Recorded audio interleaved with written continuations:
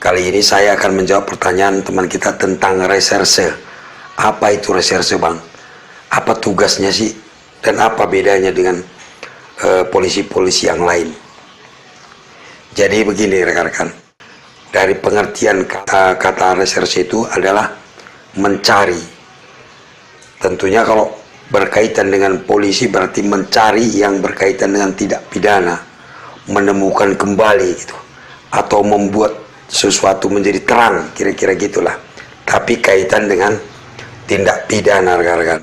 Nah, di dalam institusi kepolisian ada satu fungsi adalah reserse. Apa tugas mereka ini? Tugas pokok reserse ini rekan-rekan adalah melaksanakan penyidikan, pengawasan dan koordinasi dengan PPNS. PPNS itu apa? Penyidik pegawai negeri sipil. Karena ada juga penyidik di pegawai negeri sipil rekan-rekan. Contohnya di imigrasi, lalu di dinas perhubungan, di departemen kehutanan. Nah, mereka punya penyidik juga, namanya penyidik pegawai negeri sipil. Nah, reserse ini adalah salah satu tugasnya adalah mengawasi dan melakukan koordinasi dengan mereka dalam hal PPNS ini melaksanakan tugasnya. Itulah dia reserse. Nah, sekarang kita prakteknya tugas reserse ini seperti apa? Nah, tugas reserse ini adalah rekan-rekan melakukan penyidikan tindak pidana. Tindak pidana apa saja? Tindak pidana umum, narkoba, tindak pidana illegal lodging, korupsi dan lain-lain. Pokoknya semua tindak pidana ini, reserse ini melakukan tugasnya untuk membuat terang. Nah, lalu bagaimana urutannya, Bang? Bagaimana cara kerja mereka, ya kan? Semua cara kerja mereka itu diatur oleh aturan, rekan-rekan.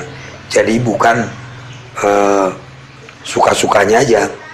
Mereka harus berpatokan ke Kitab Undang-Undang Hukum Acara Pidana, lalu peraturan Kapolri, ya kan, kemudian peraturan Kabareskrim, ya, ada aturan-aturan dalam melaksanakan tugas itu. Sekarang kita urut bagaimana mereka melaksanakan tugasnya, ya. Nah, pertama, setiap tindak pidana yang dilaporkan ke polisi dibuatkan laporan, ya kan. Jadi awalnya melakukan penyelidikan dan penyidikan itu adanya laporan, atau laporan ini dibuat oleh polisi, namanya laporan polisi, ya kan rekan-rekan. Nah, laporan polisi ini berasal dari mana? Bisa polisinya mendapatkan sendiri, menemukannya sendiri, lalu dibuat laporan. Bisa juga orang lain yang datang melapor, diterima oleh polisi dan dibuatkan laporan.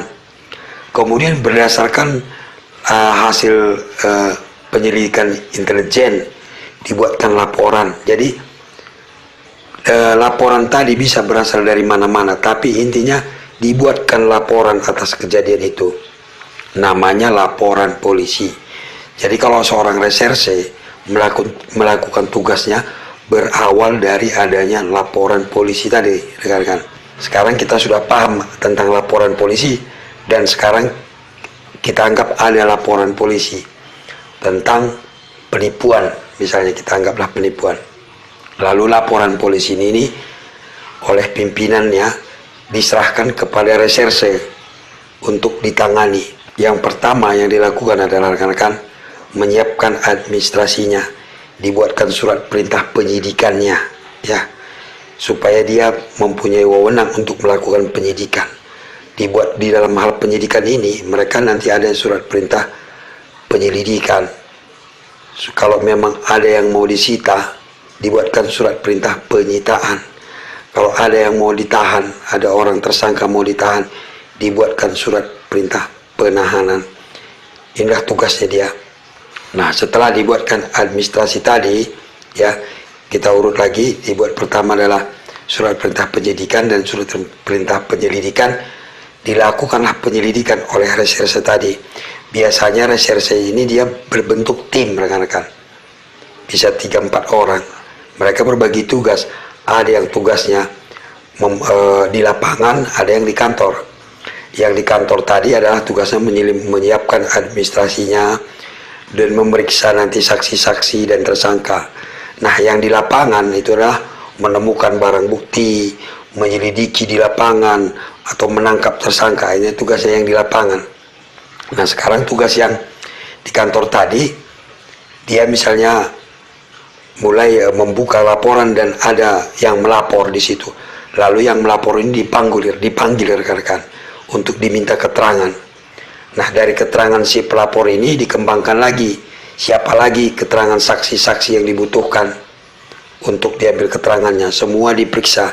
Namanya BAP, dibuatkan berita acara pemeriksaan. Baiknya adalah penyidik atau reserse ini memeriksa saksi sebanyak-banyaknya. Itu lebih baik. Makin banyak makin bagus. Supaya banyak bahannya. Ya kan rekan-rekan. Dalam proses penyidikan ini rekan-rekan, reserse ini sering melakukan gelar perkara ketika mereka menemukan kendala, atau ketika mereka ingin menetapkan menjadi tersangka, atau ketika ingin mencari informasi-informasi lain, sering dilakukan gelar perkara. Gelar perkara itu apa? Penyidik berkumpul dan juga mengundang pihak lain, misalnya dari Propam, dari bagian pengawasan yang dianggap berkepentingan dalam ini diundang. Kadang-kadang diundang juga pengacara pihak tersangka atau pihak pelapor. Bahkan kadang bisa juga mengajak jaksa. Intinya gelar perkara oleh rame-rame untuk membuat terang perkara ini, gitu rekan-rekan.